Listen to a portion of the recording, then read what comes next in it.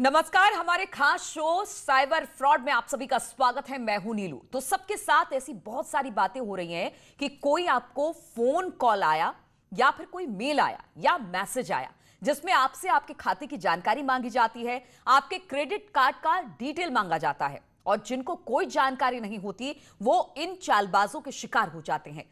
हम कहते हैं कि टेक्नोलॉजी जिंदगी को आसान बनाती है, लेकिन समस्या तब शुरू होती है जब लोग टेक्नोलॉजी का गलत इस्तेमाल करते हैं। साइबर अपराधी इसी तरह हमारे और आपके बैंक अकाउंट पर डाका डालते हैं। हर दिन ठगी नए नए तरीके से इजाद कर रहे हैं और कभी फटाफट लोन देने के नाम पर अपने मकड़ जाल में फंसा रहे हैं।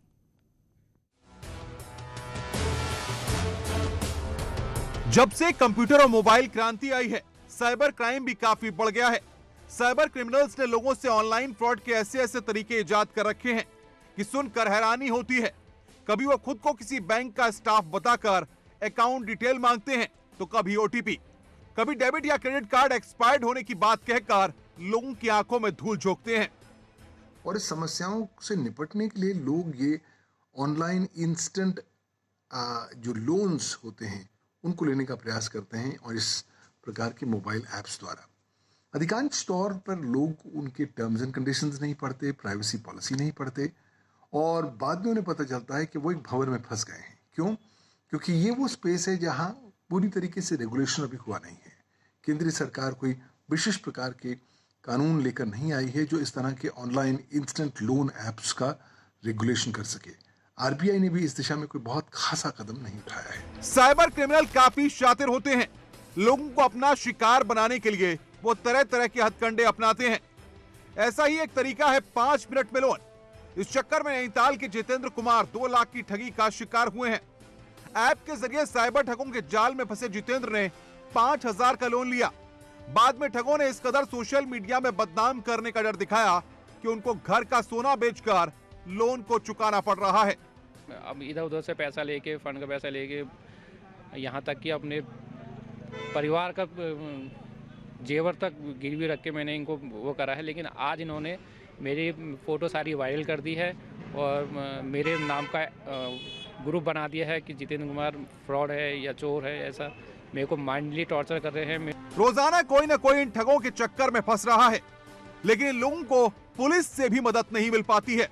सफलता ना पुलिस दिखा पाई है और ना ही हमारी कोर्ट रिलेटेड प्रोसेस में क्लाइंट को कोई बहुत ज़्यादा रिलीफ हम दिला पा रहे हैं, क्योंकि अल्टीमेटली जो इन्वेस्टिगेशन है वही 1860 की आईपीसी से गवर्न हो रहे हैं प्रोसेस।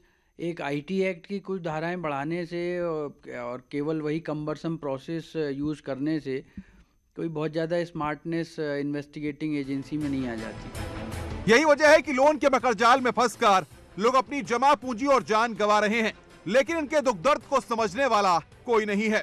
क्योंकि कानून में बहुत कमियां हैं, उस कमियों का शोषण करते हुए, इस्तेमाल करते हुए ये online instant loan app companies जो हैं लोगों को टारगेट करती हैं और एक बार आप उनसे आप लोन ले लीजिए, बाद में आपको पता लगता है कि बहुत हाई रेट ऑफ इंटरेस्ट है या बहुत हिडन चार्जेस हैं या किसी ना किसी बहाने पर आपकी जेब से उन्होंने पैसा निकालना है। बहरहाल ठगी का शिकार पहले तो अपनी रकम गंवा रहे हैं और उसके बाद पुलिस और कोर्ट कचहरी के चक्कर में बचा कुचा पैसा भी जा रहा है।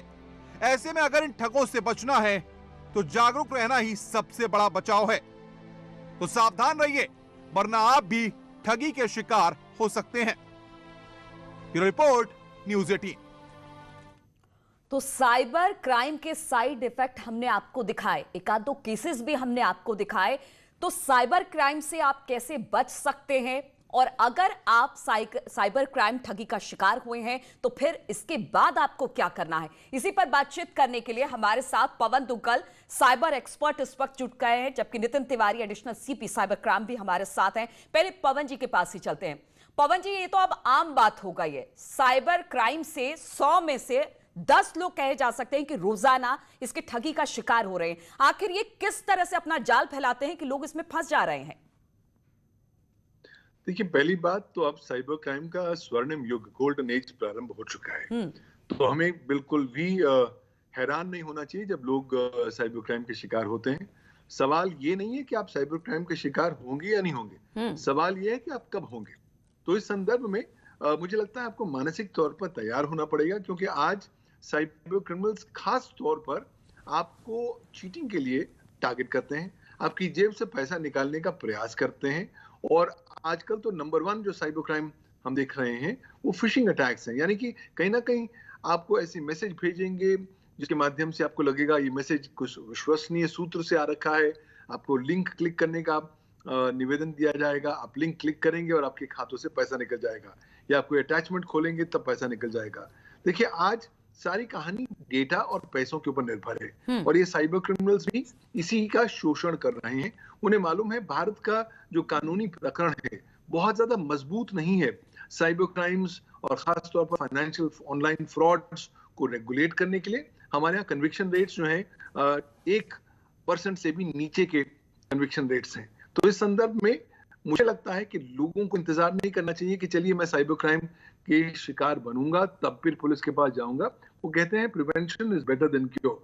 तो अगर हम पहले से ही जागरूक हों और अपने आप को प्रोटेक्ट करने का प्रयास करें, तब काफी हद तक साइबर क्राइम के शिकार होने से बच सकते हैं। पवन जी, एक सवाल और है, चूंकि आपने कहा कि आप ठगी का शिकार हो चुके हैं या फिर आप कभी भी ठगी का शिकार हो सकते हैं, इसके लिए कुछ बातों का ख्याल रखना होगा। ऐसी क्या बात है जो कि जो साइबर क्राइम के शिकार हो रहे लोग हैं उनको ध्यान में रखना चाहिए, या फिर जो डिजिटली तमाम चीजों को इस्तेमाल करते हैं, फोन है, लैपटॉप है, वो किन किन बातों का ख्याल रखें, किस तरह की चीजों में वो ना जाए जो कि बराबर पॉपअप करते रहते हैं, आपको अपनी ओर अट्रैक्ट करते रहते हैं? तो आप क्या सलाह देंगे उनको?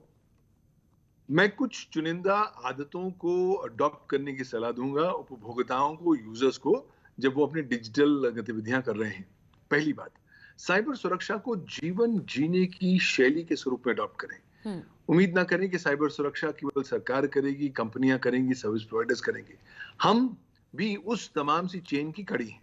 हमारा दायित्व बनता है कि हम उस साइबर सुरक्षा की चेन की सबसे कमजोर कड़ी ना बने। दूसरी बात, अगर हम ड्यू डिलिजेंस करेंगे, सावधानी बरतेंगे, सतर्क रहेंगे, तब काफी हद तक हम साइबर क्राइम के शिकार होने से बच सकते हैं। तीसरी बात, कभी भी किसी भी चीज पर विश्वास ना करें जब तक आप इंडिपेंडेंटली उसकी कोरॉबोरेशन ना कर सके।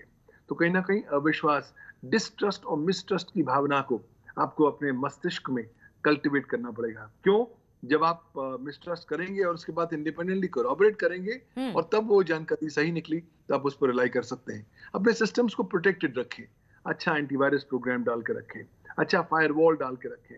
ऑनलाइन ट्रांजैक्शंस कर रहे हैं तो सुरक्षित जो HTTPS से प्रारंभ होते हैं उनके ऊपर ही ट्रांजैक्शन करें। असुरक्षित प्लेटफॉर्म्स जो HTTP से प्रारंभ होते हैं वहां पर आप ट्रांजैक्शन ना करें। ऑनलाइन अलर्ट्स की सेवाएं ले लें ताकि हर ट्रांजैक्शन पर आपको रखें। अपने क्रेडिट कार्ड की लिमिट को छोड़ें। अपने स्टेटमेंट ऑफ अकाउंट को हर 3 दिन में एक बार डाल लें। अगर आपको लगता है कोई अनावश्यक ट्रांजैक्शन हुई है तो उसकी रिपोर्ट जरूर करना है, पुलिस अधिकारियों को भी और कंसर्न बैंक या क्रेडिट कार्ड कंपनी को भी। अल्टीमेटली आपको समझना है कि आपकी सुरक्षा, आपकी निजता आपके अपने हाथों में है। जितने सतर्क, सावधान आप रहेंगे और इन आदतों का पालन करेंगे, उतने कम चांसेस हैं कि आप साइबर क्राइम के शिकार हो पाएंगे आने वाले समय में। बिल्कुल, ये जो जानकारी है हमारे दर्शकों के लिए बेहद महत्वपूर्ण है पवन जी, कि बहुत सारी बातें आपने बताई, लेकिन इसके बावजूद अगर ये साइबर ठगी का शिकार हो जाते तो फिर क्या करें? नितिन तिवारी जी भी हमारे साथ हैं, additional CP cyber crime. Nitin ji, आपने बहुत काम किया होगा इसमें। बहुत सारे लोग तो समझ ही नहीं पाते कि उनके साथ साइबर ठगी हो गई है। ऐसे में वो समझ नहीं पाते कि किस तरह से इस मामले को आगे बढ़ाया जाए, किस तरह से पुलिस को पहुंचा जाए, सही जगह वो कहां है जहां पर वो अपनी रिपोर्ट दर्ज करा सके। ऐसे में आप क्या कहेंगे?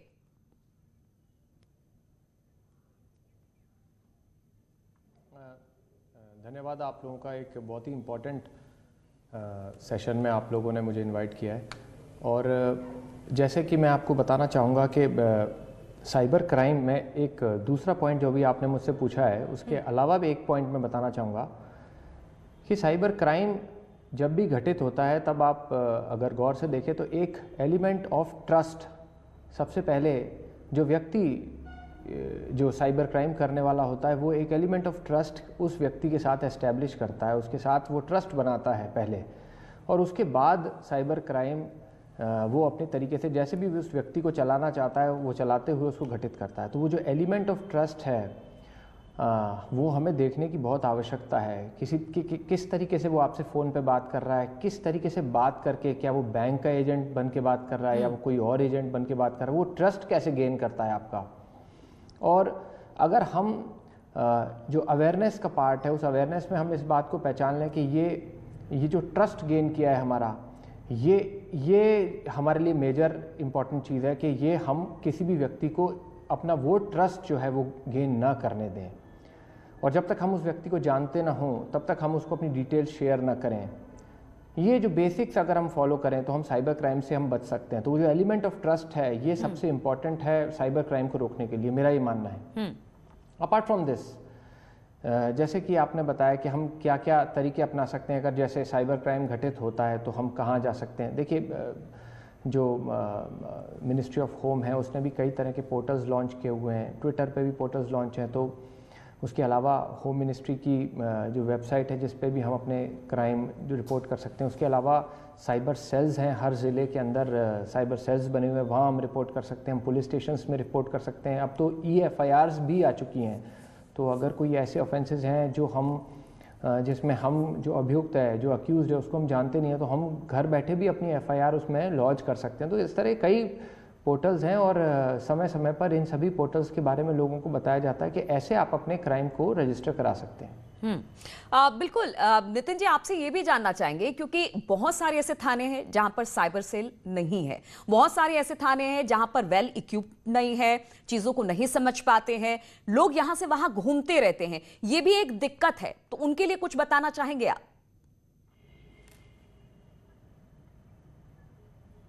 हाँ, देखिए, कई सारे लोग जिन्हें इस तरह की जानकारी नहीं है कि कहाँ पर साइबर क्राइम होगा। तो देखिए, अब तो मैक्सिमम ज़िलों में साइबर पुलिस स्टेशंस भी हैं, मैक्सिमम ज़िलों में साइबर सेल्स भी हैं, सभी जगह पर, सभी थानों पर भी इस तरह की बात बताई हुई है। बट उसके अलावा भी कहीं ना कहीं इस तरह की बात देखने को मिल जाती है कि जो कम्युनिकेशन है उसका आदान प्रदान क्लियरली नहीं हो पाता और लोग घूमते रहते हैं। तो उसी चीज़ को सॉर्ट आउट करने के लिए सीनियर ऑफिसर्स का इंटरफेस जो है वो बहुत आवश्यक है। और सभी ज़िलों में, सभी पुलिस स्टेशंस में साइबर कंप्लेंट्स को लेने के निर्देश हमारे जो DGP महोदय, हमारे जो सीनियर ऑफिसर्स हैं उनके द्वारा दिए गए हैं। बिकॉज ये क्राइम जो है राइज पर है और जैसा कि जो एक्सपर्ट थे उन्होंने भी इस बात को बताया कि it is the crime of the future और जो साइबर क्राइम का युग था वो आ चुका है। तो we all have to be alert. और ये जो आपकी एप्लीकेशंस हैं ये साइबर सेल्स में सबसे इजीली अप्रोचेबल माध्यम तो वही है, बट उसके अलावा भी पुलिस स्टेशंस में भी इनको बताया गया है कि तत्काल इन एप्लीकेशंस को रिसीव किया जाए। बिल्कुल नितिन जी, आपसे बिल्कुल ये भी जानेंगे कि जो साइबर क्राइम होता है उसमें सक्सेस रेट कितना है, कितने ऐसे गुनहगार हैं जो पकड़े जाते हैं। लेकिन उससे पहले पवन जी की तरफ एक बार फिर से चलेंगे। पवन जी, जिस तरह से नितिन जी ने भी बताया कि पहले कोई भी साइबर क्राइम करने से पहले एक ट्रस्ट गेन करता है, तो क्या इस तरह की ठगी में कुछ खास तबके के लोगों को टारगेट किया जाता है? देखिए, नॉर्मली आज की तारीख में जो टारगेट होते हैं वो नॉर्मल वो उपभोक्ता होते हैं जो बहुत ज्यादा जागरूक नहीं होते, जिन्हें बहुत ज्यादा बारीकियों के बारे में जानकारी नहीं है, या जो अपने आप की जो साइबर सुरक्षा के कदम या कवच उठाना चाहिए वो नहीं उठाते। अधिकांश तौर पर ये वो लोग होते हैं जो अक्सर पढ़े लिखे होते हैं, शिक्षित होते हैं, लेकिन कहीं ना कहीं अनभिज्ञ होते हैं साइबर क्राइम या साइबर रिलेटेड न्यूआंसेस को लेकर। अधिकांश भारतवासियों में समस्या यह है, हम सब लोग विश्वासी लोग हैं, जो देखते हैं उस पर विश्वास कर लेते हैं। और क्योंकि लोग एकदम इंटरनेट को अपना तो चुके हैं, लेकिन इंटरनेट पर वो किस तरीके से सेफ हो सके उसकी ट्रेनिंग उनको नहीं मिल पाई है। यही कारणवश है कि वो आज के दौर में, जब कोरोना काल चल रहा है, चारों ओर सबके हृदय में डर है, पैनिक है, तो उस दौर में उन्हें जो जहां जैसे नजर आता है वो करते हैं। अब देखिए, वैक्सीन का जमाना ले लीजिए, अब सब लोगों को आवश्यकता है और सब लोग चाहते हैं कि जी मेरे और मेरे परिवार लोगों को वैक्सीन पहले लग जाए, इसलिए मुझे जो जुगाड़ करना करता हूं। तो पता लगता है कि जी वो वैक्सीन रिलेटेड कुछ एप्स डाउनलोड कर लेते हैं जो उन्हें लगता है कि भारतीय सरकार की हैं। वास्तविक तौर पर ये फ्रॉड एप्स होती हैं, ये आपके डेटा को एकत्रित करती हैं, चुराती हैं और आपको नुकसान पहुंचाती हैं। बहुत बार तो आपको कहा जाता है कि साहब हम आपकी फोन पर रजिस्ट्रेशन कर रहे हैं, एक OTP नंबर भेज रहे हैं, कृपया आप OTP नंबर वापस हमें दे दीजिए ताकि हम आपकी रजिस्ट्रेशन कंप्लीट कर लें इस वैक्सीन इनोकुलेशन के लिए। लेकिन द मोमेंट आप अपना OTP दे देते हैं, आप पाते हैं कि आपका खाता जो है खाली हो जाता है। तो आज आवश्यकता है तमाम उपभोक्ताओं में ज्यादा जागरूकता ये दिलाने के लिए कि देखिए साइबर क्राइम तो अब एक ऑल परवेसिव फिनोमिनन है, चारों तरफ हमारे पास है, हम भी शायद साइबर क्राइम के शिकार ये हो चुके हैं। तो इसलिए जब आग चारों ओर लगी हुई है, अब आवश्यकता है कि हम लोग अपनी आग से संदर्भ में अपनी सुरक्षा पवन जी, एक सवाल और है, चूंकि हम ये आम लोगों के लिए कर रहे हैं क्योंकि अवेयरनेस बहुत ज्यादा जरूरी है, खासतौर पर कोरोना काल में लोग डिजिटली ज्यादा जुड़ गए हैं, हर एक काम डिजिटली कर रहे हैं वो, तो इसलिए ये जानकारी हमारे दर्शकों तक पहुंचाना बेहद जरूरी है। आपने ऐप की बात की, आखिर कैसे ये पहचान पाएंगे हम कि ये नकली ऐप है, ये फेक ऐप है, ये सही ऐप है? क्या इसके लिए कोई ऐसी पहचान है जिसको हम समझ सके, जिसको जानकर हम उस तरफ ना जाए? देखिए आज एप्स बहुत सारी होती हैं। आपको नाम पर नहीं जाना है जब आप ऐप का निर्णय कर रहे हैं कि इसको आपने डाउनलोड करना है या नहीं। उदाहरण के तौर पर कोविन ऐप भारतीय सरकार लाने वाली है क्योंकि नई वैक्सीन आ रही है। अब उसके नाम पर सर्च करें तो आपको प्ले स्टोर पर, ऐप स्टोर पर नए नए ऐप्स मिलते हैं। वो आगे नाम के आगे XYZ लगा देते हैं, लेकिन आम व्यक्ति को लगता है क्योंकि नाम तो सरकार की वैक्सीन का नाम है तो चलिए सरकार का ही होगा। तो अगर आपने अपने आप को डिस्टिंग्विश करना है कि कौन सी ऐप फ्रॉड है, कौन सी जेन्युइन है, तो ऐप को डाउनलोड करने से पहले उसके बारे में शोध करें इंटरनेट पर, सर्च इंजन के माध्यम से। देखिए कि उस ऐप के बारे में क्या लिखा जा रहा है, क्या कस्टमर एक्सपीरियंस है, कस्टमर रिव्यू क्या है, वो आपको क्लैरिटी दे पाएगा कि ये ऐप जेन्युइन है या नहीं। दूसरी बात, इस ऐप के टर्म्स एंड कंडीशंस को एक बार डाउनलोड कर लें और उसको नेट पे पढ़ लें। सिमिलरली उसकी प्राइवेसी पॉलिसी को पढ़ लें, ये जानने के लिए कि ये ऐप किस तरीके से हमारे या आपके डेटा को हैंडल, डील या प्रोसेस करेगा और किस तरीके से उसको शेयर करेगा। उसके बाद अगर आपको लगता है कि ये ऐप बिल्कुल जेन्युइन है, तब तो आप उसे डाउनलोड करिए। और जब डाउनलोड करें भी तो अगर ऐप आपसे अनाप शनाप परमिशंस मांग रहा है तो कृपया वो परमिशंस ना दीजिए। क्यों? क्योंकि अगर आपने बिल्कुल सारी परमिशंस दे दी तो आपका पूरा डेटा ये ऐप एक्सेस कर लेगा और आपकी निजता का हनन हो जाएगा। तो बेसिकली ड्यू डिलिजेंस करना है, सावधानी बरतनी है, शोध करना है और एकदम जल्दबाजी नहीं करनी कि बाकी सब लोग डाउनलोड कर रहे हैं तो चलो मैं भी बिल्कुल, डाउनलोड करता हूं। आप किसी ऐप पर जा रहे हैं, ऐप को डाउनलोड कर रहे हैं तो बड़ी सावधानी के साथ उसके जितने भी टर्म्स कंडीशन है उसके बारे में पढ़े, उस ऐप के बारे में पढ़े। थोड़ी सी सावधानी रखनी बहुत ज्यादा जरूरी है कि कहीं आप साइबर क्राइम के शिकार ना हो जाए। इसलिए हम दोनों पहलू बता रहे हैं कि अगर आप ठगी का शिकार हो गए हैं तो किस तरह से, और अगर अब तक ठगी का शिकार नहीं हुए तो आपको क्या प्रिकॉशन लेना है। नितिन जी, अगर जो लोग ठगी का शिकार हो जाते हैं, हमने अक्सर देखा है बहुत सारे ऐसे मामले सामने आए हैं, खासतौर पर अभी आपने सुना होगा एक चाइनीज ऐप है जो लोन देने की बात करता है, फिर इंटरेस्ट रेट को हाई कर देता है, लोग सुसाइड तक कर रहे हैं। ऐसे में इस तरह के मामले आप लोगों के पास भी फिलहाल आ रहे हैं, और किस तरह से लोगों में भरोसा जताने की कोशिश आप लोगों की तरफ से?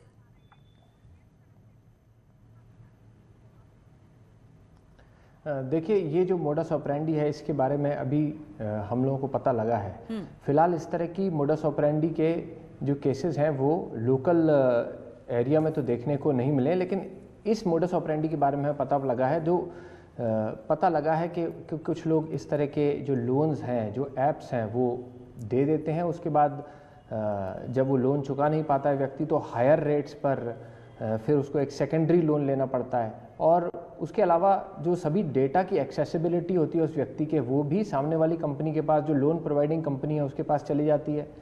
ये एक मतलब एक वो व्यक्ति जो है वो विशियस सर्कल में फंस जाता है कि कैसे करके वो जो उसकी जो प्राइवेसी है, उसके जो फोटोज़ हैं, वीडियोज़ हैं, तमाम तरह की जो चीज़ें हैं वो सामने वाले के पास अगर पहुंच जाएं तो उनको कैसे बचाए, और अगर वो किसी सोशल मीडिया प्लेटफॉर्म पर उनको डाल दिया जाए तो हो सकता है उसकी और बदनामी हो, बेइज्जती हो।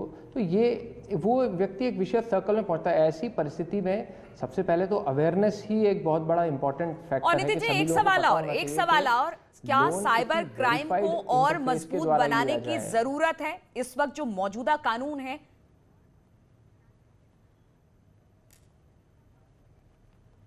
देखिए, कई सारे इश्यूज हैं साइबर क्राइम की अगर हम बात करें तो साइबर लॉ में कई सारे ऐसे इश्यूज हैं जिनकी वजह से पुलिस को चैलेंजेस फेस करने पड़ते हैं, जिनमें ज्यूरिसडिक्शन अपने आप में एक बहुत बड़ा इशू है कि कहाँ पर क्राइम घटित हुआ है और कहाँ पर उसकी एफआईआर दर्ज हो रही है।